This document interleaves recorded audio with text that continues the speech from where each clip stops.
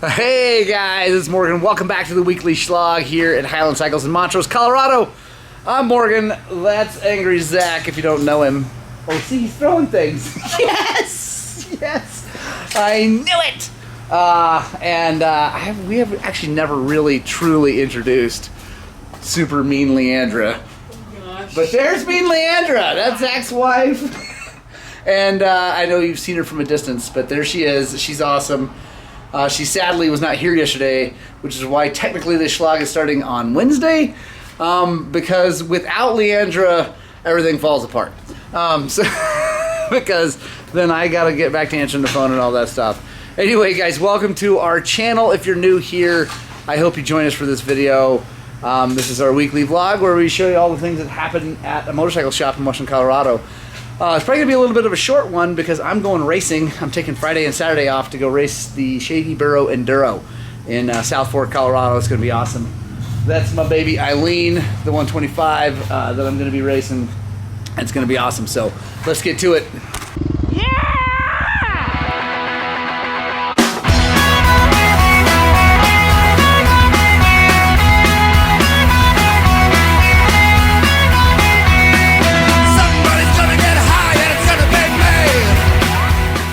Alright guys, so today we are starting with some mail time. Mail time that I got for myself.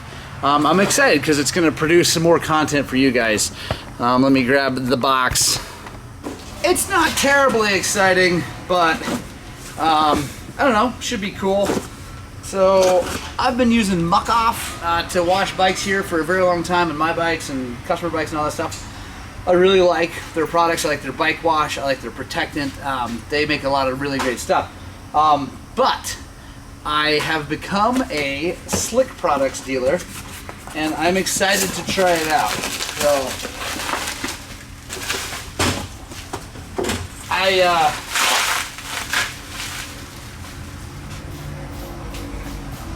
there we go. Like I said, I became a dealer. I paid for this. Obviously, I didn't pay full retail for it, although I paid pretty close because I had to pay shipping because I only ordered one thing.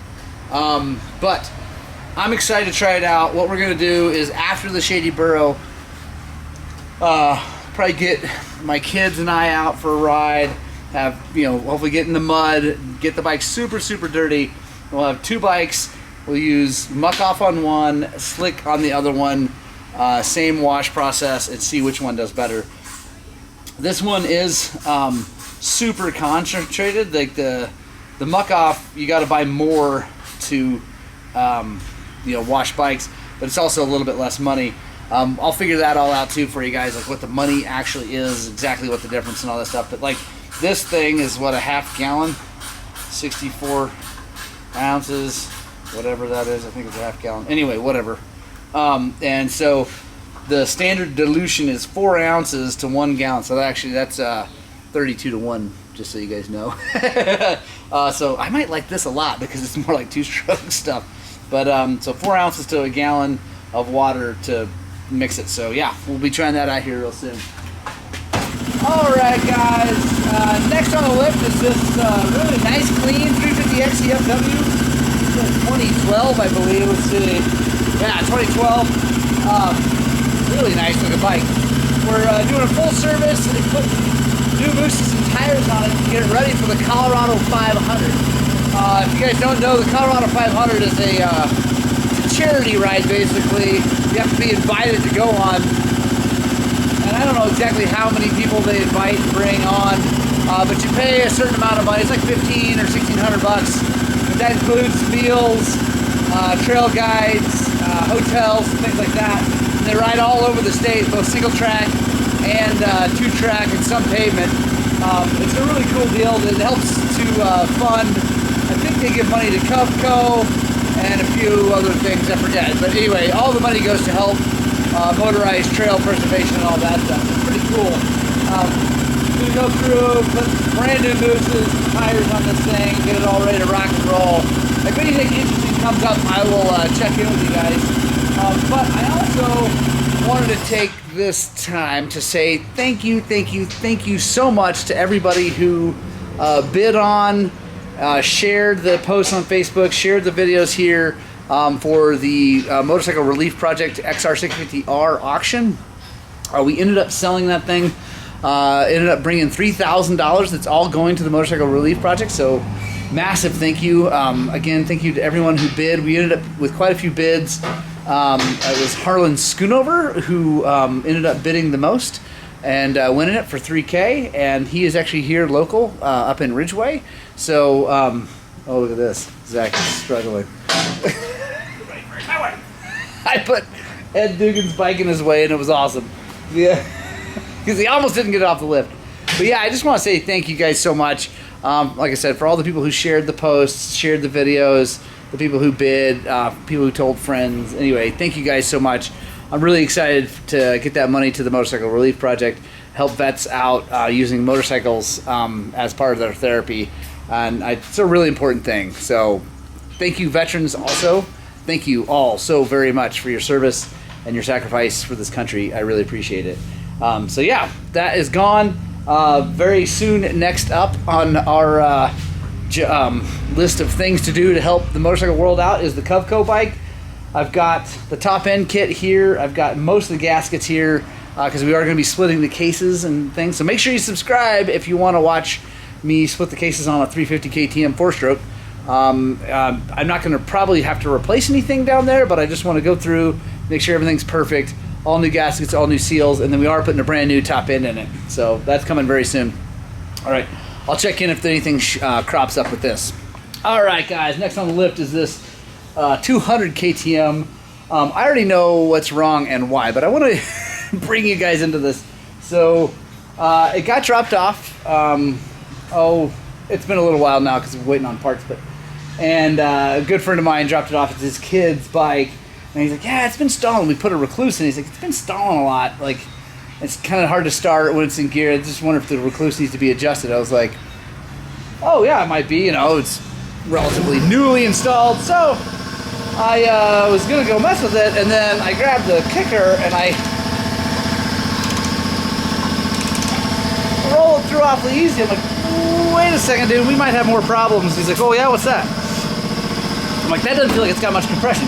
So, I took a look, and I don't know, you can, well, so that's off, and then that's not even close to lined up. So,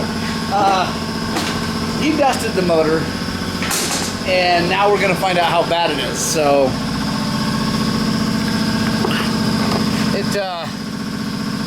that is exactly how it was. There's lots and lots of dirt, lots and lots of dirt in there. So we got a top end kit just in case the cylinder isn't ruined, although it's probably bad. So let's take this thing apart. Let's do it together. We'll get this thing apart. We'll get the tank off, take the skid plate off, pipe off. Drain the coolant, and then I'll check back in when we're getting ready to take the cylinder off. Alright guys, we got everything off. It is time to take a look inside this cylinder. Take the head off first. And so far, doesn't look too terrible. Let's see.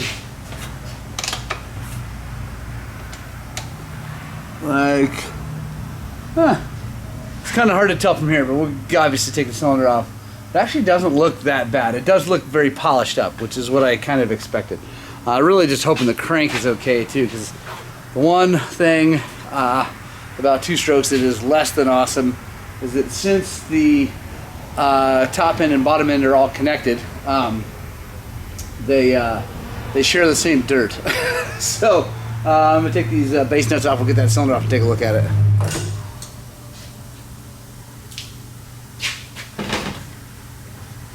Alright guys, so the cylinder, it looks okay, but I definitely think it's just been sandblasted and probably gonna have to be replated. So gonna clean it up really good here guys, and then we'll come back and take a look. But I have a feeling with as little compression as this thing had, there's probably no way the piston is going to fit in there. It's going to be, basically it's going to be too small. The ring end gap's going to be too big. So let's get it all cleaned up and we'll take a look. Let's take a look at the piston now. Obviously that's just dirt from outside there, but you can see that's definitely, the rings are still free, which is good. The rings are still free, which is good, but definitely some pretty decent wear. Yeah, that's what happens when the air filter doesn't get installed correctly. So I'm gonna do a whole bunch of cleaning and whatever and getting that piston off. We'll take a look at this cylinder and we'll just decide what we're gonna do, because I have a feeling we're gonna need to get it replated. Alright guys, so I haven't finished cleaning everything up, but I can show you exactly why this thing quit running. So if you take a look, there we go, at these rings, you can very clearly see that it's thicker here than it is here. Same with this. This is not quite as pronounced, but that's because of that dirt coming in through the airbox, through the carburetor, and then just scouring that cylinder as it's going up and down. So that's on the exhaust side, because the intake side is where the ring end gap always is.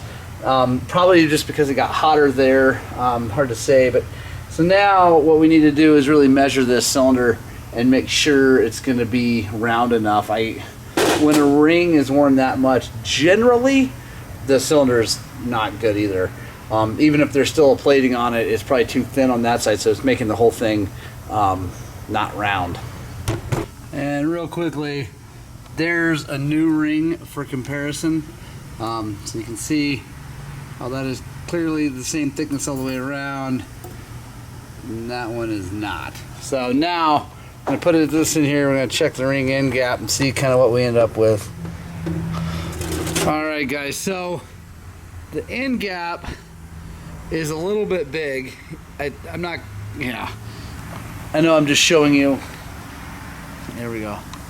I know I'm just showing you on the camera without measuring it. I can see though that that's too big, because the ring end gap probably ought to be, let's see, 6 to 8 thousandths, and that's quite a bit bigger than that. But the other thing I can tell, and I don't know if you're going to be able to see.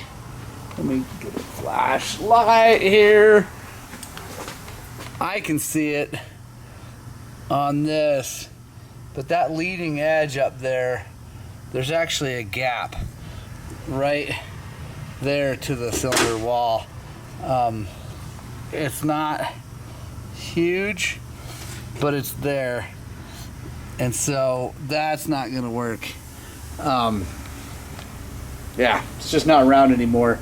That's a really quick, easy way to tell without a dial bore gauge and measuring everything, is just put a new ring in there, because it's pretty circular, and if it's got a gap on any place, you know, obviously the cylinder is not round anymore. So all right, well, we got to take this thing apart, the cylinder, take the power valve and everything, and we're going to send it off to Millennium and get it replated, and then we'll put it back together. Probably going to be a little while. They're taking quite a while these days to get things done, so bummer for this kid, but at least now it's going to be brand new and run really, really good, and then we can teach him how to take care of his air filter. Alright guys, we got the KX back up on the lift. I got a stator for it. We're going to put that in there, check this thing out. I think it's going to fix it. I don't know if I explained this before, but I explained it a little bit on our live show. These stators have a primary and secondary winding. I think I mentioned that in the video earlier, but what I didn't say was what that's for. So there's like a low speed winding and then a high speed, as in motor RPM. And it's the low speed one that's failing, because that's why when it gets hot and you kill it, you can't restart it, because you can't kick it fast enough for the high speed one to work. So that's what's going on. At least that's what I believe is going on. We got a stator for it, new gasket, so I'm going to go ahead and pull that apart and get that new stator in there, and we'll actually take a look at them side by side, and I'll show you what they look like. Alright guys, got our stators. Here's the OEM one. these windings right here, they're all dark. Now they were probably relatively dark to start with, but they are more dark than they really should be. So I'm assuming these are definitely the low speed windings. Also, you can see like right there some cooked parts of the wire, and it's just not in that good a shape. So there's that. And then here's our new one. Everything looks shiny and happy, all brand new and happy. Also, this one has extra windings on it that comes out in the form of these two wires. Those are that's an AC circuit. You can actually run lights. So this gentleman, when he gets this back, if he wants to, he could put lights on this bike, which would be pretty cool. You can make it street legal. You can make it a good bike for riding at night, all that kind of stuff. So I'm going to clean everything up. I'm not going to, it's boring watching me clean gaskets off of things. Then we'll put it all back in, put it in there, and we'll fire it up and make sure everything's good.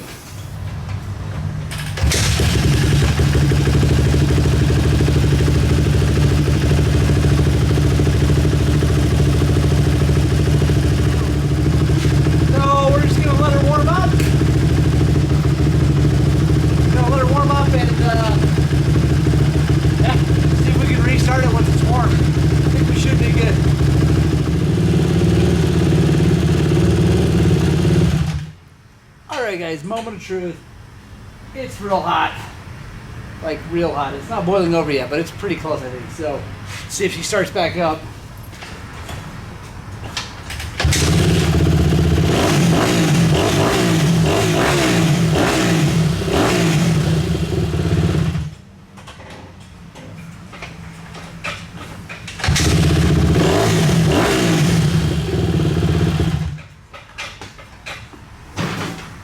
And now I'm starting to smell pancakes, which means it's definitely gotten plenty hot. So I feel really good about that. Now I'm gonna clean up the wiring because I had to do, it's an aftermarket Stator we got, and I had to pull some wires through the grommet anyway to get it all to fit. But clean that all up and give them a ring. I'm pretty excited about that. All right, guys, that's the end of the Shlog. It's a short one, like I said. We got a race to go to, so I super excited to head to the Shady Borough Enduro. We got motorcycles in the back. We got Ed Dugan's bike here, and we're taking that to him in South Fork because we finished it a while back, and he's coming racing too, so we're gonna take that to him. And yeah, so I hope you guys like that. I know it was short and sweet. I hope that was awesome for you. If you enjoyed that and you're new here, go ahead and hit the subscribe button if you made it all this way. Punk Rock Club, thank you guys for sticking around to the end. I love you so much. I hope you get out and spread the gospel of two wheels, and I desperately hope that what we're doing here at Highland Cycles is inspiring you guys to work on, and more importantly, get out and ride your dirt bikes!